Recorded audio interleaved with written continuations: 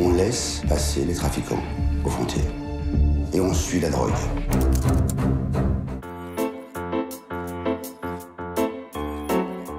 C'est une enquête journalistique entre un journaliste d'un grand quotidien national, Libération en l'occurrence, et sa source, qui a été infiltrée auprès de l'Office central de répression du trafic et qui lance l'alerte et qui dit voilà comment le système a été dévoyé, comment l'État, sous prétexte d'éradiquer le trafic de drogue, en est venu à devenir lui-même le principal importateur de drogue sur le territoire. L'idée du film, c'est la rencontre avec les vrais personnages que sont Emmanuel Fansten et Hubert Avoine, qui ont inspiré, même si les personnages s'en éloignent, qui ont inspiré les deux personnages principaux que jouent Pio Marmaille et Roche Dizem. C'est la rencontre avec les deux et le fait d'avoir été, moi, accepté presque comme un stagiaire journaliste avec eux et d'avoir fait une espèce de plongée dans qu'est-ce que c'est le trafic de drogue aujourd'hui. Le rapport que mon film a à la société. Peut-être que le film, à travers ce sujet-là, à la fois qui est un sujet de fiction et un sujet très technique, la lutte contre le trafic de drogue, le dévoiement de la lutte contre le trafic de drogue, le film élucide la société à travers un sujet très précis et très technique. Il tente d'élucider une partie de la société. Voilà. Alors, tout permanent, c'est du 1, ouais, c'est un 4 tiers parce qu'on dirait que c'est du 1,37.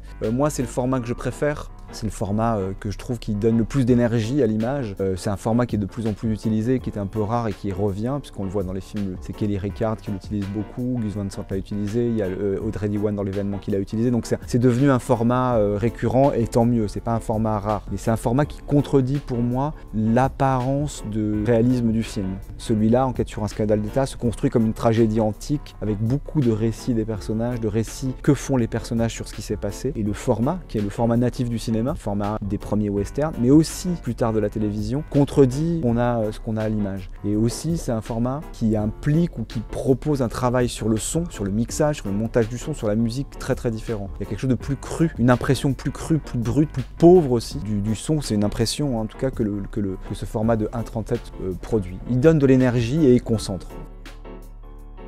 Bon, c'est ma façon de filmer, de raconter, de voir et de pouvoir restituer les choses.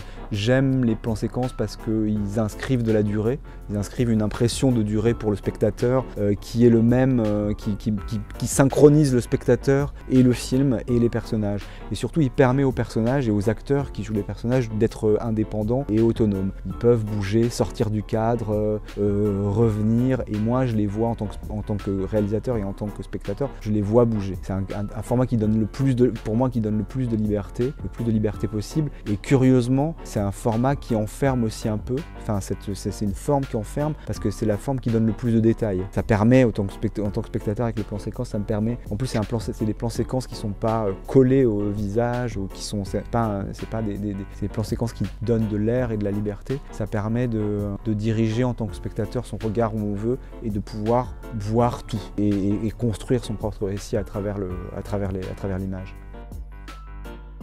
Non, c'est la première fois que je viens à Royan, ville de jeunes gens comme on a vu beaucoup là. Non, je suis ravi d'être... En plus, le film a ouvert le festival, c'est le premier film de la première édition du festival de films société. Donc voilà, j'espère que ça portera chance au festival. De filmer Royan, de filmer sa ville et ses amis. Sucré.